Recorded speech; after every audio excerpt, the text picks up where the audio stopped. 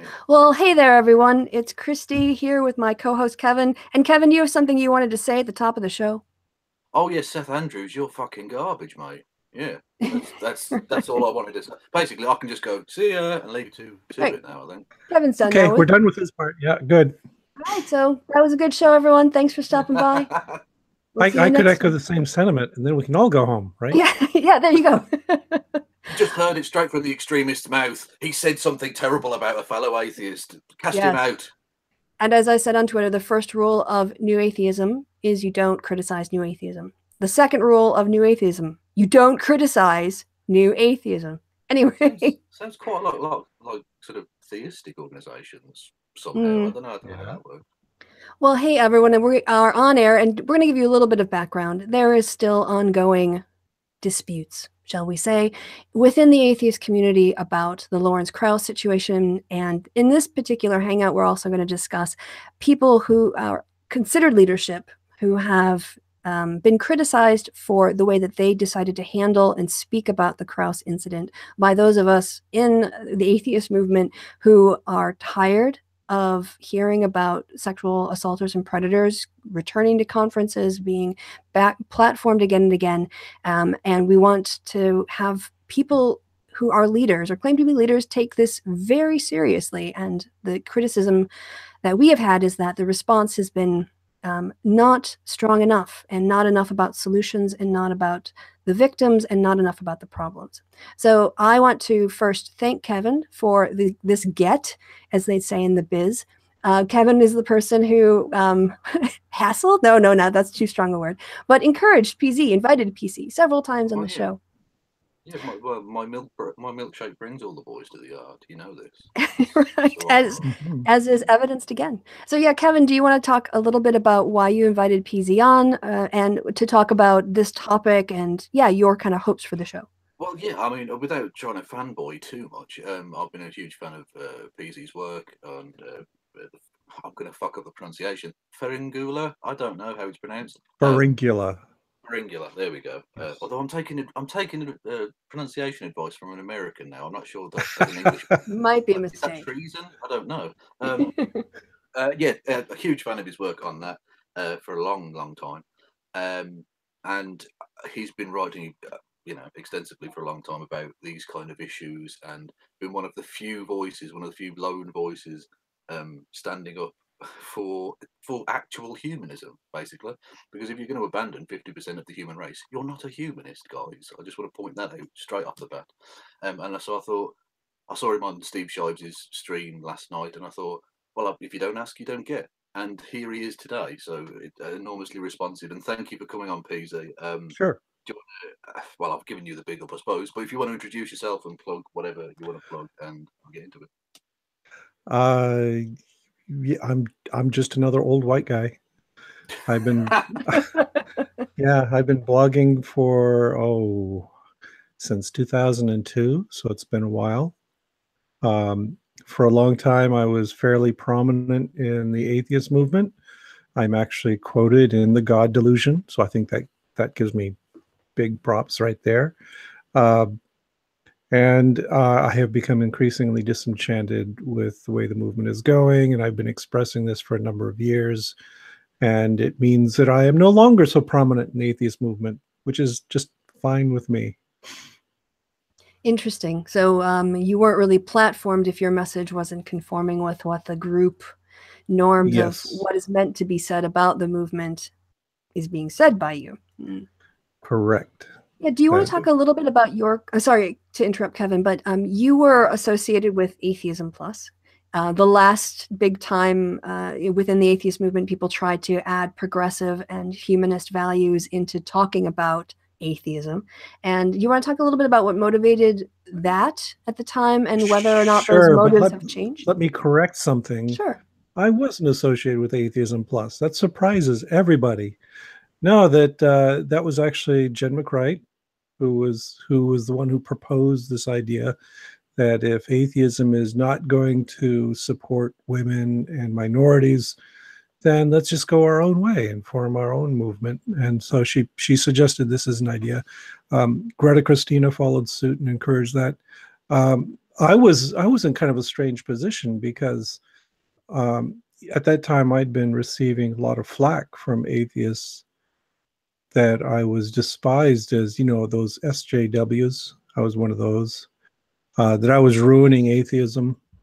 And so I consciously decided that although I would say that I supported it, I would give it my approval, not that it needed my approval, but I was going to be careful to keep my name away from it because I didn't want to poison the pot by jumping in, and also being an old white guy, we don't need more of those jumping in and pretending to be leaders. And it didn't help. It was amazing because I posted a few things where I said, yeah, this is a good idea. You should go support that. Everyone go sign up and talk to Jen and talk to Greta. And what happened is all these people decided I was the president of the Atheism Plus Club. And I still get this now is people will email me or they'll comment somewhere saying, oh yeah, you're that guy who started Atheism Plus. And I just, it's kind of symptomatic of what goes on in this movement is because I'm the old white guy, I get the credit, even though I did absolutely nothing except to post my approval of this movement.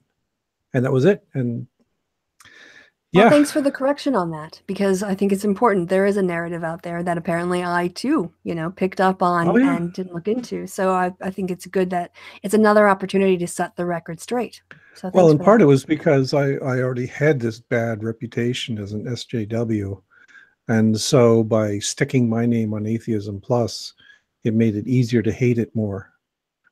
And I find it fascinating that SJW obviously stands for Social Justice Warrior. I think it's symptomatic of the poison that reeks throughout this community, that fighting for social justice is a negative thing now, apparently, somehow. I don't. It has been for a long time. Yeah. Absolutely. Yeah, I can tell you that I first encountered this attitude in 2010, actually, when I gave a talk in London at the Amazing Meeting London meeting. And I gave this talk that was it was really a kind of a raw talk. Here's all for atheism. Let's go get out there and do things. And let's support this idea the country will be better if we get rid of religion.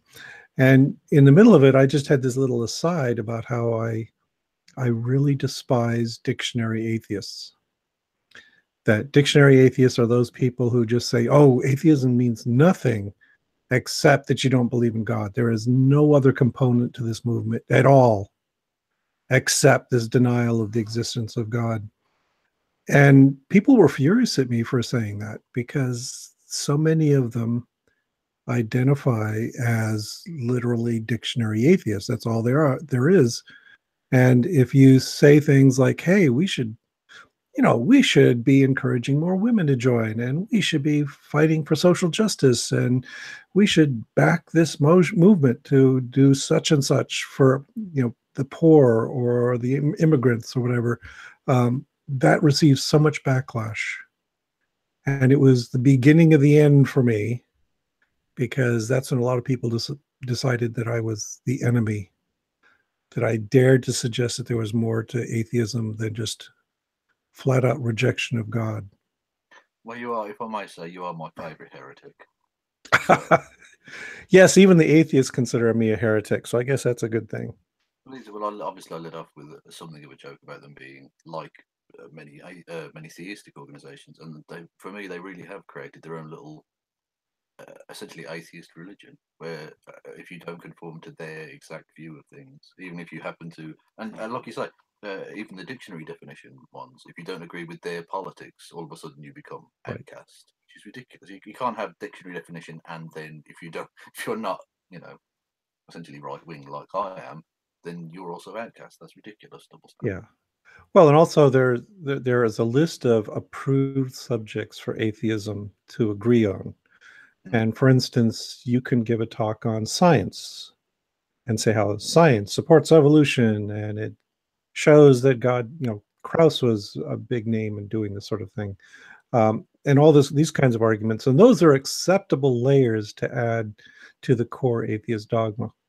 And so they don't even notice the hypocrisy of announcing that there's only one narrow little subject you're allowed to talk about. But then there are a set of other topics that, yeah, those fit within our dogma. We will accept those. So it got kind of frustrating for me, because that's mainly what I did, is science talks.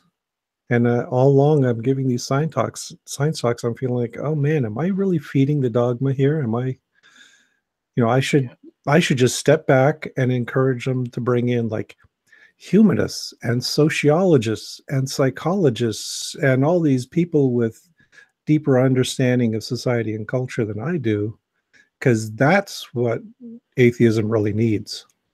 Yeah. I remember when I first started on YouTube, I was invited to contribute to somebody's channel who was atheist, and he said, it has to be like 1 minute atheism. So you talk for 1 minute about a topic. And I proposed why feminism and atheism were compatible. And it was the first time that I'd ever, I was like, I just thought that would be okay. So, that's my interest. I can do a minute on it. It won't be a problem. And I just got no. I don't want to cover that kind of stuff on my channel. Well, but science and atheism is fine. Feminism and atheism. Well, that's the thing. I've started calling we alluded to atheism plus, atheism minus. But basically, they've taken atheism and thought, we're going to strip away any concepts of social justice or fairness or actually engaging properly with the community or anything like that. We're just going to shit on the poorest, most disadvantaged people, as well as not believing in God. Oh, it's ridiculous. Or there are, token sort of phrases like, oh, yes, I'm a humanist. I believe in this, and I believe this person should have that right. I believe this for women. I believe this for gay people and trans. The question is, it's not about your words. It's about your actions. Yeah. And to move the topic onto what we were going to get on anyway, with a point, they will forever, and quite rightly, attack the wording in the Bible and the Quran and all the rest of it about sexual assault and about how women are treated really, really poorly in those texts. And that's right. But then when it comes to the way women are treated in their own community, all of a sudden it's closed ranks. You've got to protect mother atheism or mother skepticism rather than mother church. Yeah. Yeah. And we've also got these tiers of atheism. So for instance, there are growing numbers of atheists who will say those same platitudes about how we got to disbelieve in God and science is good for you.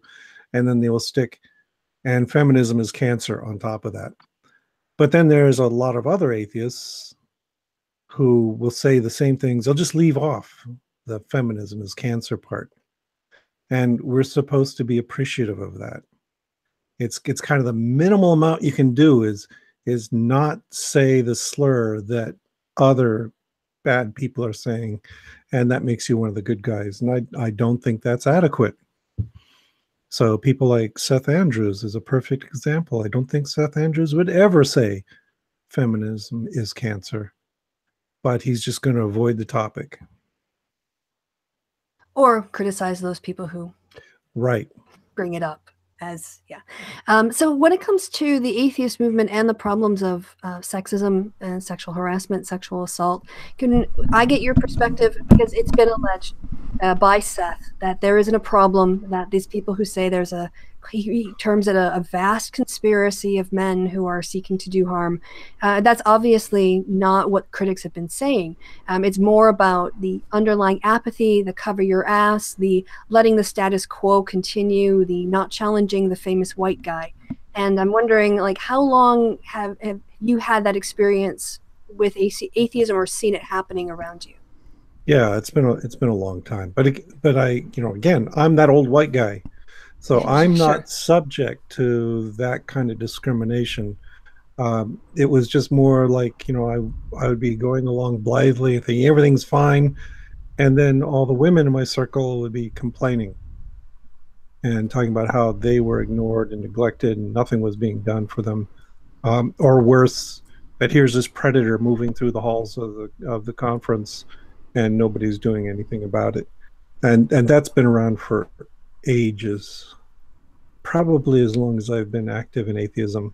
So that's like the entire 21st century has had this problem. And again, they're kind of right. It's not a vast number of predators within the atheism movement. It's probably no worse than it is anywhere else. It's just that the atheism movement is now established, and the organizers of that movement, the people who endorse people for speaking positions and so forth, don't care about that stuff. They just let it slide. That's how Lawrence Krauss could keep on giving talks at major conferences and go on cruises and all this kind of crap, and nobody did anything about it. It was a self-interest of the organizers. Is, hey, Krauss is popular. Let's not question him. Right. He sells tickets, right? Right. Oh, yeah. Mm-hmm. Kevin, did you want to come in on any of this? Well, I mean, I've sort of said my my piece on that, in that I think it obviously, like you say, it's about putting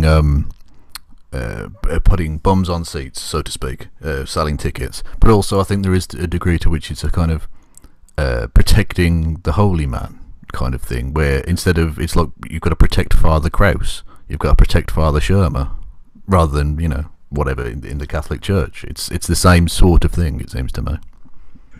Yes, and you know, at the beginning of this session, you were talking about how the leaders are so bad about this stuff, and one of the reasons the leaders are so bad about this stuff is that the great mass of atheists out there don't give a damn about things like feminism. They don't care about humanism. So in part, it's because the leaders are willing to follow the whims of their great mass of people who would attend their conferences or buy their magazines or read their books. Is they're not gonna rock that particular boat. Yeah, you've absolutely nailed it there. It's when we say there are only like a handful of predators or a handful of these terrible people, they're also the people who are most popular. They're the people followed by huge numbers of people. They have huge followings. They'll sell books I mean, they could write any old rubbish and it'll sell because there'll be a lot of people who'll buy it. So ultimately, it seems to me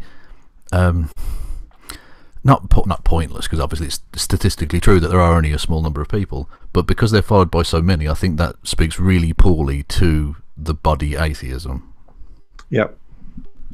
Yeah, and it's as I mentioned when I said, you know, I mentioned this dictionary atheism stuff. They are easily offended by any expectation of responsibility or a moral obligation. They don't want to hear that from their atheist leaders. What they want to hear is, you are now free of religion, which means you don't have to follow any kind of ethical principles imposed on you from above at all. And further, we're not going to challenge you and make you come up with your own set of ethical principles. We're not going to expect you to think humanistically about things. You're just here for the show. Pay your attendance fees, buy our books, you're all good. And they'll say the right things about diversity and getting more women involved, or the importance of, you know, like women to atheism, about how, you know, we should do more to reach out to people of color. Well, no, they don't necessarily say that. You know, they talk about racial harmony and all this stuff, but in terms of the practical solutions that would bring more women in, and practical solutions that would create more diverse body politic, as it were, of atheism, where you don't have Black atheists who, you know, well, they can have their own meetings, but, you know, women can have their own meetings too, but we shouldn't have to have Black atheist meetings and women's online atheist groups because we don't feel welcomed at the mainstream atheist groups. Well, this is what they do. The MythCon people, they'll put out that statement saying, we believe in, you know, diversity and creating a safe space, blah, blah, blah. And then you have a crowd of baying scumbags, frankly, cheering on, I wouldn't even rape you. I mean, and they do nothing about it. What kind of safe environment is that exactly? It's ridiculous. Yeah. Certainly violated their own codes of conduct at their last conference. Yeah. Right. There's also kind of a catch-22 to it, in that what you want as a conference organizer is you want to be able to splat some names that are familiar to lots of people. So everyone knows Dawkins, so he's a great get. Everyone knew Krauss, he's a good one to get. You want those names that they see splashed across books in bookstores. And they're all guys, right? So if you want to bring in women speakers, you know, it's not intrinsically a problem with that speaker. It's just that they don't have the name recognition. So if you stock your conference with a lot of women, you know, it's not a failing on their part. It just means you're going to get a lot of second and third tier speakers, and nobody will know who they are. But the way you get to be that big name person is you participate in these events, you give good talks, you write good articles, and then you move up in the ranks until you are recognizable. And so we deny so many women that opportunity by just jumping at these superficial, oh, we've heard of him before, let's bring him in. Yeah, there's definitely a truth to that, absolutely. But I think also there is an inherent sexism in a certain part of the body, atheism as it were, that basically doesn't want to go and see women talk. They're not really interested in listening to women. I certainly see this on YouTube, and I think it's an experience Kristi has had on YouTube as well, with atheist circles, that the exact same thing said by a man will be listened to in a far more serious, considered way than a woman saying it. That's right. Yeah, because all the women have that estrogen vibe, remember? Well, exactly. Yeah, I mean, you can't have these emotional people running things like, you know, Donald Trump threatening to knock out the former vice president. Jesus. So, Kevin, you're a little loud now, so if you could back off a little bit, because I think you're clipping. I know I'm really demanding when it comes to audio quality, but on this, you know, you're right. When you chase the big men to put on your stage, then they get all the attention, the glory, and you don't get women who are put on stage with them, for instance, you know, to be given more exposure and to develop their own audience in that way. And this is, you know, that's like the front end problem of, you just get the speakers that you think will draw people, and they tend to be the same white guys over and over and over again. And it's not exclusively, but it's definitely really highly skewed in that direction. And that is the problem when, just to finish up, you know, when I look at movement atheism, and I do see a bunch of white guys, I wonder, well, you know, where is my place on that stage? If I wanted to do that, how do I get to that place? Because it doesn't look like there's a place for me. And so just the optics of it are, I think, very bad for the future of atheism. I think there does need to be a farm system like we have with candidates in the parties. You identify talent, you nurture that talent, you promote that talent, because that's going to be the future of your movement. Yeah, I think that there's definitely something to that as well. But having briefly mentioned MythCon, the situation that Thomas Smith was put in last year, I can understand why women wouldn't want to be on that stage, given that crowd and that atmosphere. It's obviously going to be it's off-putting to men, and it's going to be off-putting to women too. Yeah. So the problem of the sexism isn't just about harassment; it's about inclusion and visibility, you can't be what you can't see. And if you think that the only appropriate form for an atheist is an older college or, you know, doctoral holding white guy, then, hey, that's me. Yeah. You know, so, but then that makes it harder for Black atheists. It makes it harder for women atheists. And when you are that white guy, and it seems, you know, that's who you are and that's what your life is, I think it's hard to step out and see it from another person's perspective. But that's precisely what we need Matt and Seth and Sam, although I think he's a lost cause, to do, is extend their empathy out a little bit more. And instead of thinking, okay, how do I protect myself and my movement, think, how do I address the problems that are driving people from this movement? Okay, but that's really hard for those guys to do, because this is how they make their living. So you're basically asking them, step away from some of these money-making opportunities and give somebody else a chance. And they're, you know, the bottom line is being challenged. It's really hard for them to give that up. Yeah, it's like when the baseball leagues integrated, a lot of the white guys didn't want to give it up. They weren't necessarily being racist. They were just saying, well, if you add black players in, I'm not going to get on the team. You're basically saying, give up your earnings. And obviously finance is, you know, in a capitalist world, is an incredibly big incentive. So I'm not making excuses for this in the slightest for their responses to this, which have been, frankly, at best underwhelming and at worst, frankly, fucking disgusting. But I'm just, you know, it's the reason why they would, I think, be reticent to do that. Yeah, and in my case, you know, I have no problem with this, because my day job is working as a college professor. That's where I get my income. That's where I get my job satisfaction. Is this things I still do here at the University of Minnesota Morris. So, one good example of a conference that does this right is Skepticon up there in Missouri, where I was a regular speaker every single year for, what was it, 7 or 8 years, 7 years maybe. They brought me in every time. And then what happened is their organizer, who's a woman, by the way, I think that's another thing you need to do, is get women organizing these conferences.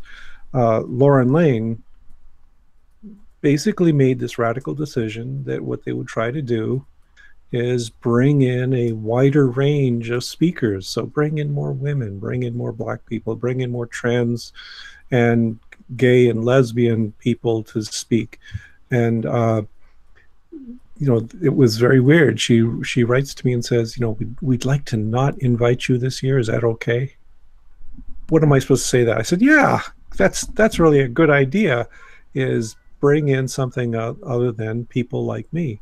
I still go to that conference every year because it is always a good, diverse conference where they bring in these people, even though I'm not a speaker there anymore, it doesn't bother me at all. I'm speaking 5 days a week at a university, so Yeah. I'm willing to take a break from it and just enjoy a conference for a change. Yeah. And you did it, like 7 years in a row or whatever. Yeah. So, that you did your turn. Like, you did your work. Now you can go have fun, watch other people work. I did more than my turn, So, when it was the first Skepticon conference was just 2 speakers, and it was me and, unfortunately, Richard Carrier. And so, there were no women at all in that one. Right. I think it's gotten better. It's grown, and it's gotten much better now that they've got a more diverse lineup every year. Yeah, and on that, so yes, just again on Seth's notion that this, the vast conspiracy is what the extremists who want to criticize him and Matt and Sam, what we're saying. I mean, the fact is that there have been some pretty prominent atheists with sexual harassment or worse charges, and yet they haven't really been socially punished in the way that Krauss was post Me Too. Do you want to speak at all to that, PC? And your surprise about, to whatever extent you feel comfortable, but maybe just talk about the difference of pre-Me Too and post-Me Too if you don't want to get into details. Yeah, well, there are these things that happen, that even among the big name atheist speakers who haven't committed transgressions against consent, it's a problem. So I'll just mention Richard Dawkins for one, who is, I don't think he'll ever be accused of the kinds of things that Krauss was. I think he's on his best behavior at conferences, and it's not a concern. But at the same time, he will blandly look the other way when his friends commit this kind of stuff. So he's gone on tours with Lawrence Krauss. He's got to have known what Krauss was up to. I was quite aware of it from the first time I met Krauss, that he was a bit of a horn dog who, would, at the first excuse, leave the meeting to go off to a bar and pick somebody up. Again, there's nothing wrong with that. People can do that, as long as it's 2 consenting adults. I don't care. But he crossed the line many times, and Dawkins did not speak up about it. And not just that, but with Dawkins, his Twitter feed is an absolute shit show from start to finish, really. But he will often tweet out appalling things, like going on about the gradation of different types of rape and how some rape isn't that serious. And you think, what are you doing? It's absolutely ridiculous. You're supposed to be a kind of a thought leader for a group of people, which includes women. What are you doing? Well, like many of the big name atheists, he's totally oblivious to the importance of culture. It's he's got his own little embedded environment, and that's the best place to be. And everyone else, well, who cares? They should aspire to be me. And he really set the tone for how people were reacting to Elevator Gate, or at least gave an authority to the rejection wholesale of the problem even being a problem in the first place. Yeah, and it was again, he's supposed to be the thought leader, and it was the most stupid, thoughtless remark that because American women have it better than women in Saudi Arabia, you don't get to complain. You got to sit down and shut up. Until possibly things are as bad as they are in Saudi Arabia, then you're allowed to speak up. Yeah, that's the absurdity of that remark, isn't it? That what we have to wait until women aren't allowed to drive and have to wear, head coverings and stuff, and then you can complain. What kind of system of government are you asking for here? It's ridiculous. Yeah, or it's a infinitely useful argument, because you can have a culture where women are being routinely raped and murdered, but they get to have a driver's license. Therefore, you don't get to complain. Yeah, exactly. It just doesn't work. And you can obviously see this. You can obviously flip it back around on them as well when they're going about basically anything. When they're going about atheists in America having, there are certain laws in place or whatever, where you can say, well, yeah, but you're not being thrown off roofs like they are in parts of the Middle East. Yeah. So you can't complain. It's ridiculous. The it's a fallacy recipe of for relative complacency. deprivation. Yeah. Yes. Yeah, and it's a terrible argument, and he made that argument. Yeah. So that tone has been in the atheist movement for years now, and this is part of the thing that the Me Too people we're fed up of. We're just fed up of this toleration of attitudes that women should just put up with this, and that they don't have it so bad, and that they're complaining and they're whining.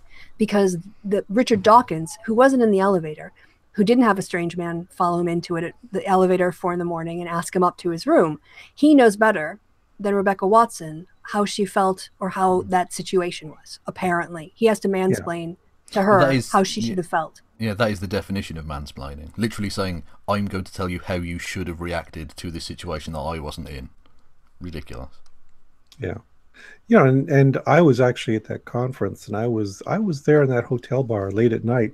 I wasn't in the elevator. No, it wasn't me. And I was not a witness to it. That's exactly what I'd expect the blogger who was in the elevator to say, though. Right. But no, I was listening on. She was holding court there in the bar and talking to all these people. This is specifically what she was talking about, was how women don't get a fair shake and they don't get appropriate respect. And was am I right to say that was what her talk was about actually at the event as well? Yes. Yeah. Yes, and interestingly, she changed her talk at the last minute, because earlier in the conference we heard Paula Kirby speak, and Paula, who's a great writer, but again, she's one of Dawkins' mistresses, and it showed. Paula actually gave a talk in which she basically said, there is no problem for women. There's no need for feminism, because I never experienced these problems. I'm great. I'm fine. People don't harass me, so nobody gets harassed. And Rebecca changed her talk at that point and gave a different talk, which she had bits and pieces of already laid out, and which she pointed out that that's not a valid argument. That we have to pay attention to everybody's personal perspective in these issues. And you can't say that just because you're privileged enough to not be harassed, everyone should shut up about it. And she kind of pissed off Paula Kirby, and I suspect that was the start of Dawkins' anger at her as well. Yeah. Well, having discussed diversity in the atheist community, do you want to play your clip of a white guy reading out another white guy's tweets? So, as background, so we set this up. We talked about the atheist movement in the past because I wanted to lay down the groundwork that the whole Krauss thing and the reaction to it isn't just about criticizing people's reactions to Krauss. This is voicing a frustration that people who've been in the movement longer than me have articulated, Stephanie Zvan being an excellent example, and a lot of other women whose name I don't know but should, and I hopefully will, and meet them in the future, and other men too. But again, quick background. Lawrence Krauss, the article came out, various leaders in the movement spoke to it. Some people, I think, did a better job than others. David Silverman, him.That are not getting criticized by people like Steve Shives or Thomas Smith or me, but Sam Harris. The extremists, let's just call them the extremists. The outrage brigade, yes. Yeah. Sam Harris, Matt Dillahunty, and Seth Andrews in particular gave what a lot of us feel like they were inadequate responses for many reasons, depending on the speaker. But generally, the problem was that while these leaders were giving platitudes of believing women and there being a problem and needing to take it seriously, they also used the opportunity to talk about the problems with the Me Too movement, or to say that the atheist movement was being mischaracterized by the accusations leveled against Krauss and made to look bad, which I think it does look bad because of what we've talked about before and the number of reasons that we talked about before. Yeah, I don't think adding mild rape apologetics on top of a kind of almost I don't know, being calling out Krauss or whatever, I don't think that helps really. Just cut the rape apologetics out completely, guys. Right. So the leaders gave their reactions, or they took some time, like Matt Dillahunty, for a very long time. Before he formulated a reaction.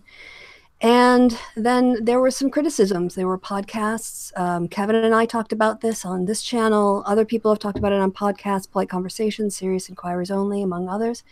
And I was really happy about the fact that there were people, Steve Shives too, did a good job of giving voice to the frustrations I was feeling in terms of the reactions and why I was dissatisfied with them. So I sent out a tweet saying, so proud of those speaking up and out on shows versus the inadequate responses to credible accusations against Krauss from too many leaders. Yours are the voices of the progressive, secular, and atheist movement. And then I tagged in the people who had been on panels or shows saying things that I thought were very good and sensible. And this came up, this whole drama that we're talking about, came up because Seth Andrews on his Facebook page posted a reaction, just basically, sort of criticizing Krauss. When the Christina Rad video came out, he was reacting to it. But underneath it, in the comments, he had, you don't see it, but Seth has actually written this, the big text above my text. He wrote, "This is the narrative they're selling. It's a self-refuting claim. Congratulating Shives and other extremists is like hearing someone thank Alex Jones for defending America." If you click the page, the top bit should move. There you go. There we go. Yeah. So just to show, this isn't, I'm not misattributing this. Yeah. My initial response when someone pointed this out to me, because I wasn't tagged into it, someone saw it and then posted it and tagged me into it, was to reply, I didn't know that you cared about what I thought, Seth, laugh out loud. And then I think I said something along the lines of, I imagine that if you spent the time or as much time talking about the problems of sexism in the atheist movement, you probably would have made my list instead of, but instead you sort of just gossiping about people online. So that was, yeah. The idea that you would call Steve Shives an extremist is like the nicest fucking dude in the world. But I had a lot of fun with this. Compare him to Alex Jones. Good grief. Yeah, well, absolutely, yeah. But I had so much fun with the extremist thing overnight. I had Steve Shives as part of ISIS. He was a member of the Stasi at one point, and even was Osama bin Laden's stunt beard in Afghanistan, which I thought was a particular favourite of mine because of the absurdity of it all. Yeah, he's the nicest dude in the world, and to call him an extremist, if that's the metric you're using, can I please put myself down on the extremist list? I think you would be. Yeah. And in this case, what we were talking about was the fact that they were mixing up a discussion of a member of the community, a prominent member of the community, credibly being accused of sexual harassment and assault, and then mixing it up with the Me Too thing, or talking about themselves, or using it as an opportunity to discredit the article or the people or the accusations. And it wasn't about the problem. It was about talking about something other than the problem for most of the time. And that, if that's extremism, phew. All right. So underneath that, Seth had also replied to someone else with more. And this is where we asked our friend, Steve Shives, to make a dramatic reading of the first part of this discussion. So I'm going to go ahead. You can see it on the screen, and I will play it. Steve Shives, or the Osama bin Laden of atheism, as I like to think of him. Yeah. Here we go. You'll make no headway with those who have come here to protest. Kristi has aligned with some unfortunate agents of chaos, drama, misrepresentation, and needless escalation, like Shives, Errol, PZ, etc., apparently unaware that she's chipping away at the foundation beneath her, hopefully sincere desire to see harassment defeated within the movement. Perhaps she's thinking, yeah, they're reckless and inflammatory, but at least they say they care. Or perhaps she's genuinely convinced that there's a vast conspiracy of frontline male activists who don't care about respect for and the safety of women. I've attempted to extend the olive branch, but all I've received in return is, go figure, outrage.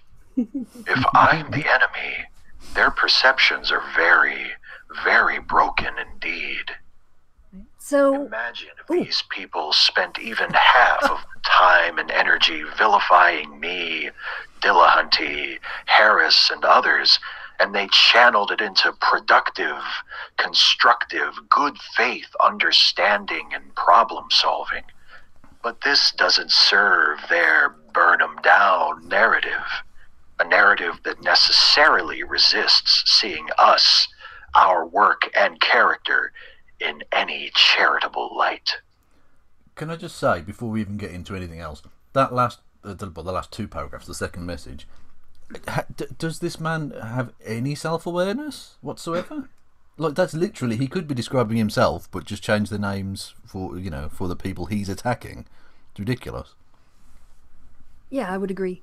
So what I found particularly, okay, so that's not enough. What I should say then is also what Steve talked about in his most recent live chat was a podcast done by a woman named Wendy. I will do a link in the description box below. I had to set up the Hangout last minute, so I didn't put all the links in. But we won't mention why that was. It Right. It wasn't because I'm an absolutely horrifically unprofessional person or anything. That's not at all what it was. No. Well, yeah, I have to work on my telepathy skills to know Exactly. when we're having Hangouts.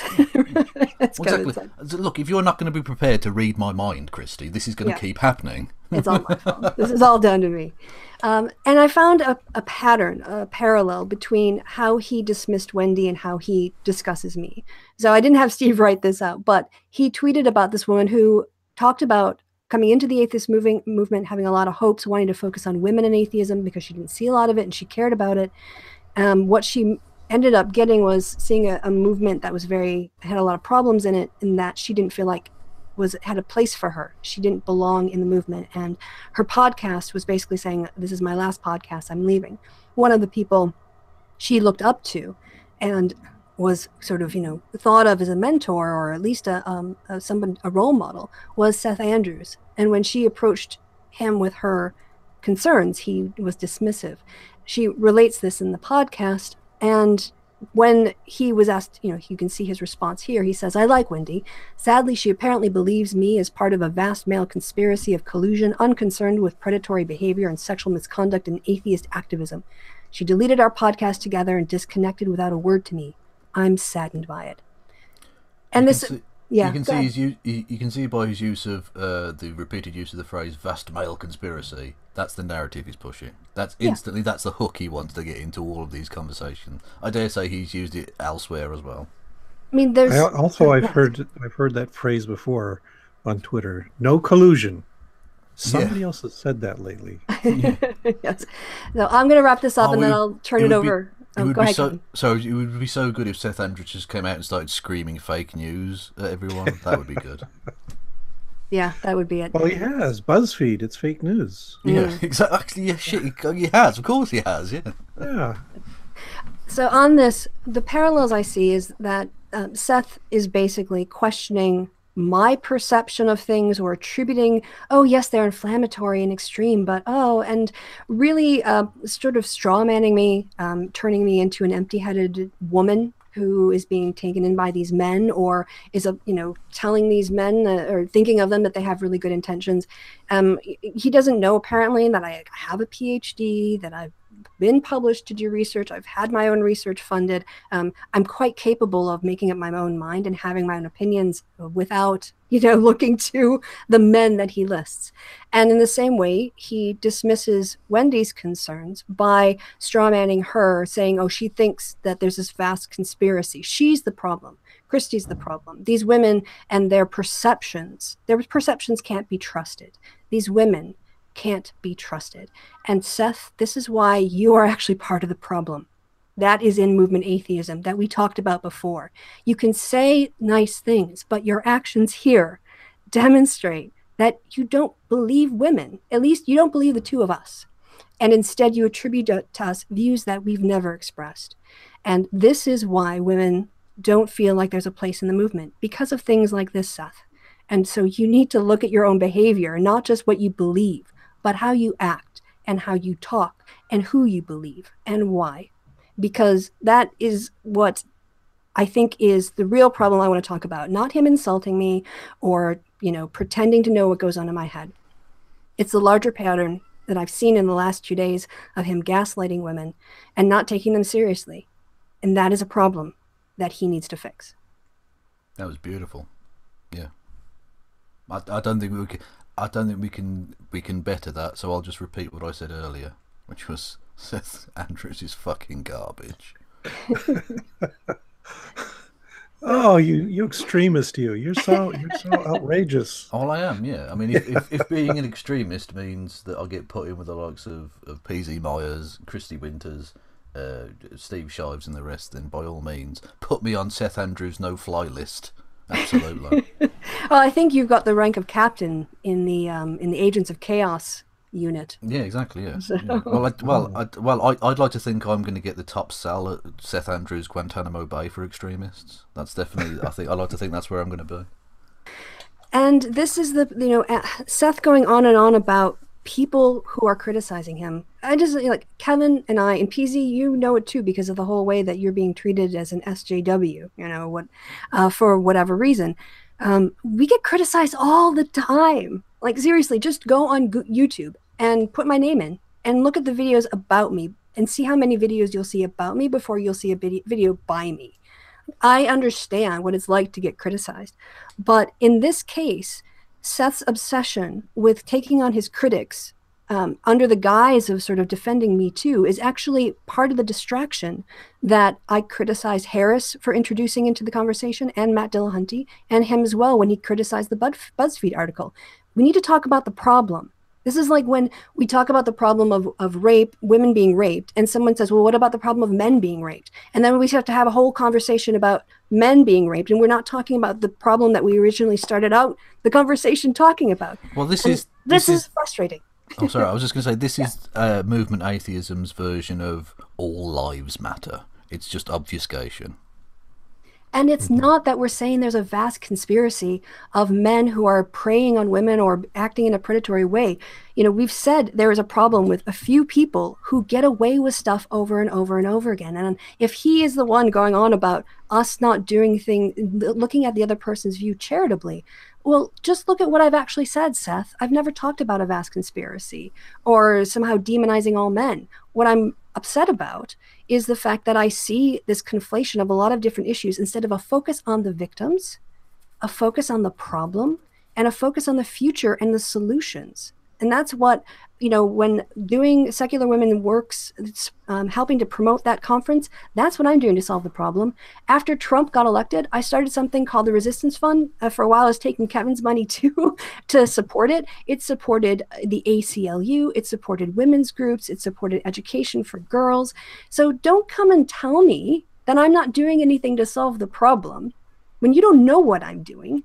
You don't know who I am, and you don't know how I think. So if you want to have a conversation, let's have that conversation. But, don't pretend like you are being victimized by people who are making extremely unrealistic and inaccurate statements. We're criticizing what we see that is lacking in the behavior and in terms of the conversation that our leaders are having. And I'm ranting now, so I'm going to stop. Well, I was just going to say, having mentioned how important it is to have women speak about these issues, I think it's best to get an old white guy's opinion.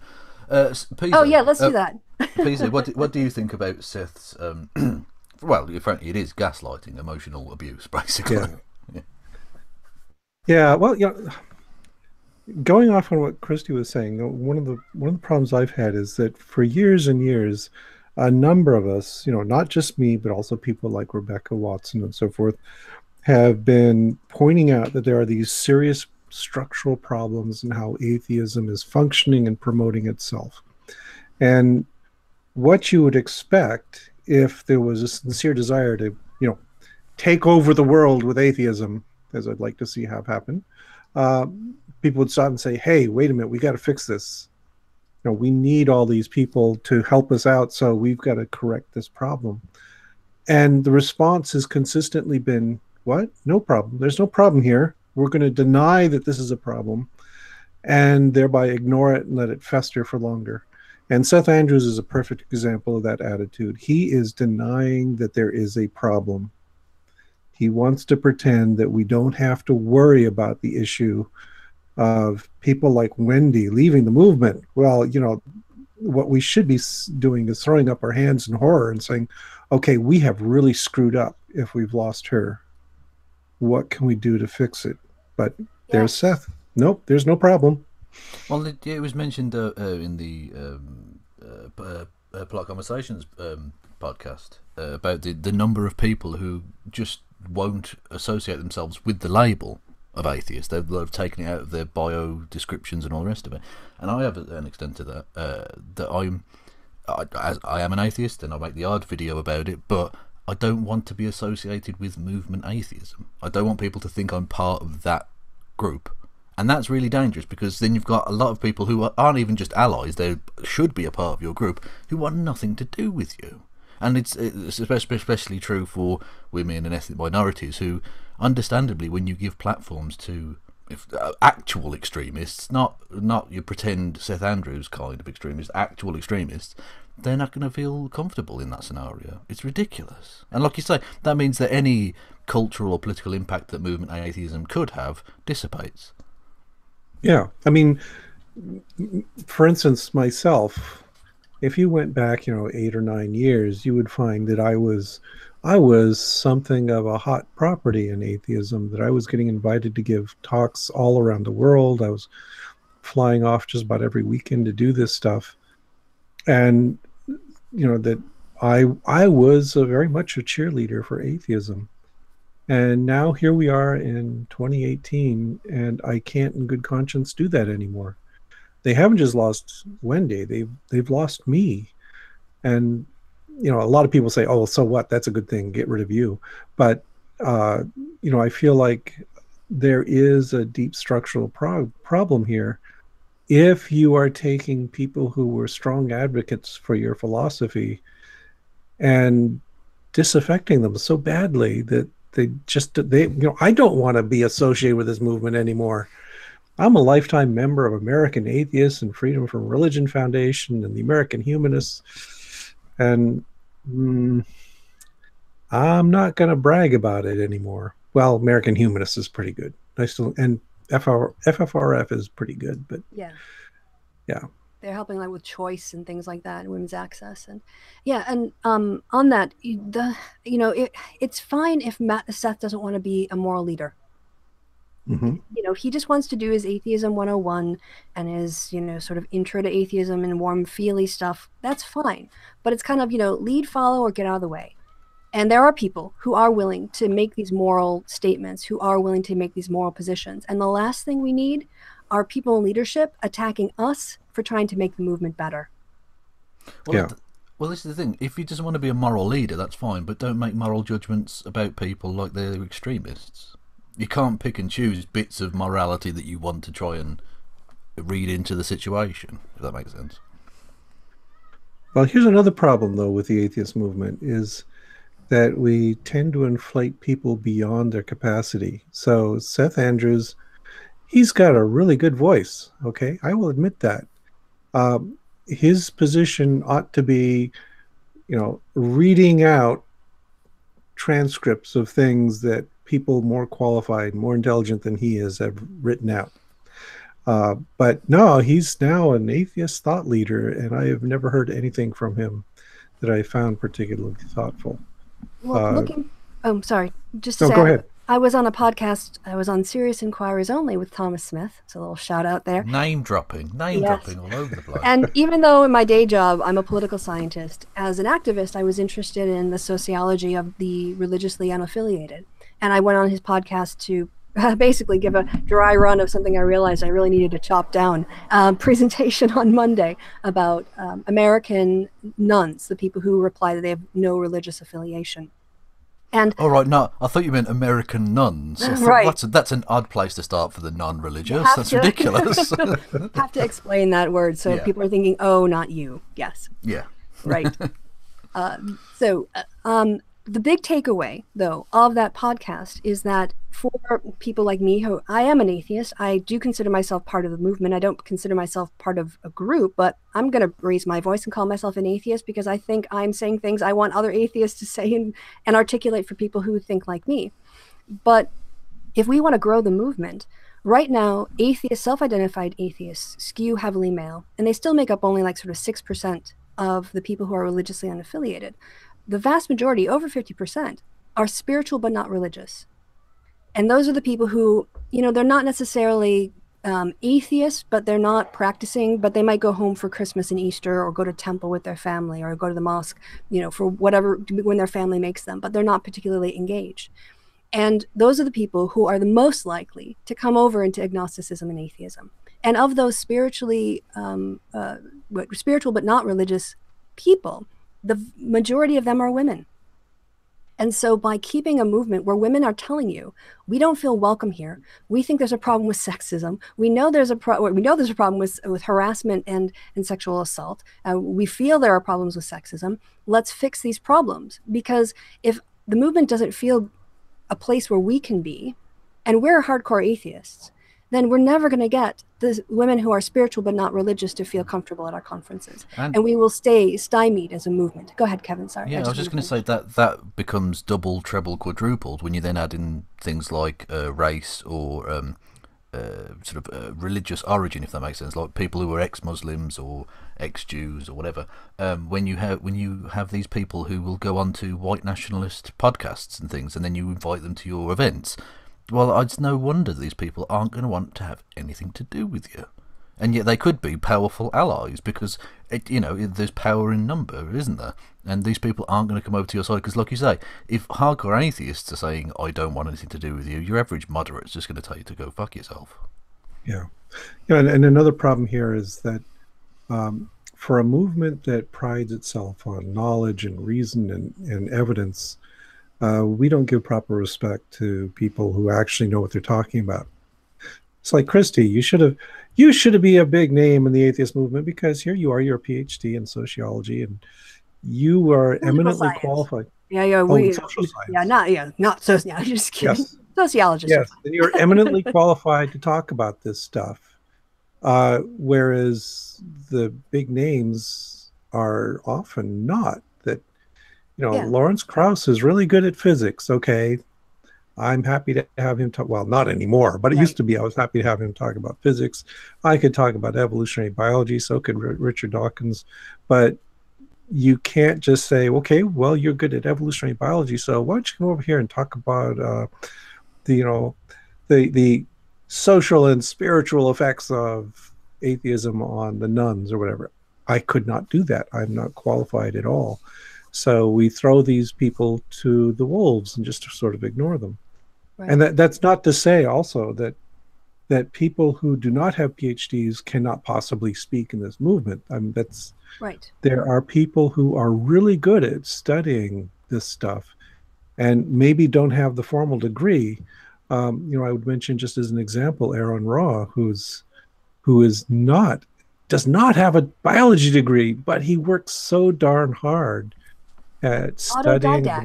Take advantage of the people in the atheist movement who are autodidacts, because there tend to be a lot, because we're nerdy people. Yeah. People who deconvert themselves are questioning and investigating.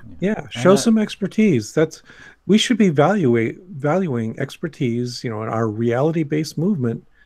And what I'm seeing over the years is that more and more we're just relying on the people who are, good polemicists, and that's not so useful Celebrities. for us. Yeah. I should also, in this moment, take a little time to shout out Matt Dillahunty. He talks about, in his discussion on the Atheist Manifesto, I believe I'm getting this correct, that he has tried to get more diversity in conferences on the panels before he attends, and using his position to try to raise up some other voices. And so I think that that's a really important thing. That's a solution. That's a solution right there to getting more voices platformed, getting a different series of backgrounds platformed at conferences, getting other faces for what an atheist looks like in public. And so to Matt and to anyone else in the circuit who does that, thank you, and please keep doing it and encourage others to do it as well. So just a little positive. In Matt's case, I'd also say that his wife, Beth Presswood, has been a great influence. She's a fierce feminist. And so, I would like to hear more from her. Similarly with Aaron Ra's wife, Lalandra, she's really good at this stuff too. She's awesome. These people are not secondary influences, or they shouldn't be secondary influences. That because their spouses are male doesn't mean that they are the ones we should be hearing more from.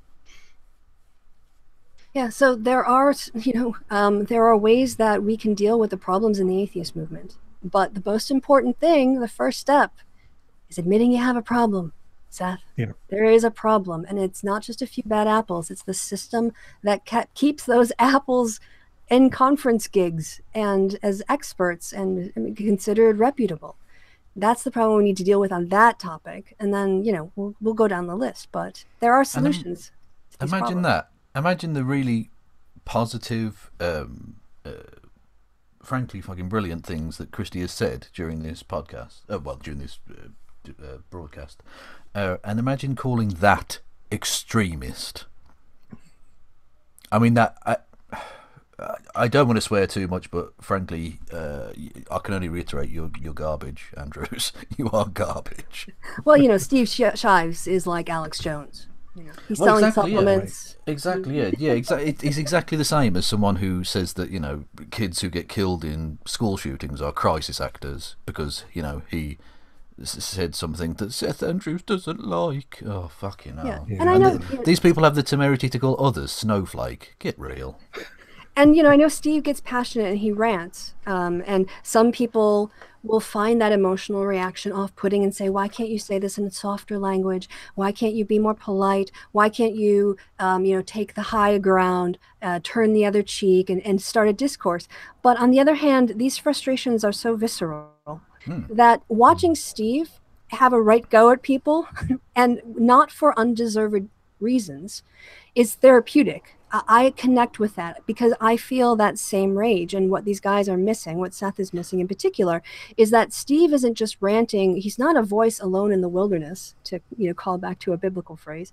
He is actually a voice. He's actually giving voice to things a lot of people are feeling, and they're missing that by attacking Steve and thinking the problem is Steve or me. Well, that's the thing, yeah. It is passionate because, the only reason I even do YouTube, literally, I wouldn't be a part of this discussion right now if it weren't for the hideous, poisonous, far-right, whatever you want to call it, turn that the atheist movement has made in some quarters. So for me to have put all this effort in is only because of this, and that's why it is passionate, and that's why I do get angry, and that's why I do swear. But Steve, I don't think that's even really a fair criticism a lot of the time, because Steve literally changed the 5 stupid things. He didn't want us to call it stupid anymore because he thought that was ableist. Now that's someone who cares about the use of language and is generally a pleasant person. So to call that person an extremist again is stupid. Yeah. Who else there's somebody else I would call an extremist if pure passion is your benchmark for that. Saint Christopher Hitchens. Yeah. Yeah, that guy, he would cut loose so ferociously, yet that's not considered a sin on his part. That's good. Oh, that's just the right thing. He was doing a good thing. I disagreed with a lot of what Christopher Hitchens was passionate about, but you simply cannot claim that we have to be objective and calm and rational all the time, or you're going to be thrown out of the boat of atheism. Well, yeah, I mean, that denies the basic reality that we're human beings and emotions are a huge part of that. And I have to say, Christopher Hitchens, I agreed with some things he said and something he didn't, but to get passionate about bombing like Iraqi cities, yeah, no, he's not a saint in my eyes at all. No. But in this movement, there are a lot of people who regard him as their secular saint. Oh yeah, absolutely. I've made a couple of videos on things that he said, and yeah, the reaction you get is he has, like I say, it kind of fits in with the thing I was saying earlier about it becoming its own little religion. They've got their saints, you know. It's ridiculous. And the whole phrase "outrage brigade" was coined by Seth in reaction to people being critical of his participation in Mythicist Milwaukee in the last convention. And the fact is that he first came out and was defensive, and then he saw a video that I know that I had been promoting and pushing out there because I was one of the people who contacted the venue. I tweeted at the hashtag for the the @ for the conference, and I was contacting them by their hashtag to say, you know, you've got a horrible person who's coming on your platform. He said these horrible things. He said this to an MP. He said this about, he used a bunch of racial slurs. And I put little video clips out. Seth saw the one with all the ableist or the slurs in it, and that was his motivation for not participating in Mythicist Milwaukee. I did him a favor through my activism to alert him to the fact that he was, he was going to be on the same stage as a guy who had said these awful things. And his reaction is to call me a member of the Outrage Brigade, not like, hey, Kristi, thanks, you did me a solid. Otherwise, I would have looked like I might have been endorsing that shit. So, yeah, it's just like he's benefiting from the activism himself in terms of his reputation and his market and his brand. And yet he's attacking people like me and my friends for doing the work that is bringing these problems to the fore. So, Kevin, yeah, sorry. Oh, no, well, you made a really serious point. I was just going to do a silly joke, which it seems pointless now. But I was just going to say that, yeah, that's your terrorist campaign of letter writing and daring to tweet out stuff, which, like you say, the serious point there, yeah, you did help him out there, because otherwise he would have been stuck with having to go to this, well, not stuck with, but he would have been associated by having gone there to this guy who, lest we forget, said that I don't think Adolf Hitler was a sadistic man. Yeah, this guy is not someone who represents me or, frankly, humanism very well. So Seth Andrews was done, like you say, was done a solid by yourself and others, and then turns around and calls you extremists. Fuck him. Yeah. Well, the thing is, Kristi forced him to recognize that he was wrong about something. That sounds like terrorism to me. Well, unless you guys had some other points to bring up, I think that pleasant note might be a good time on a very serious and sometimes frustrating topic. That laugh might be a nice place to end, but I don't want to end before everyone had a chance to ask the questions or say the things they wanted to say. Sounds like a good point to me. Yeah.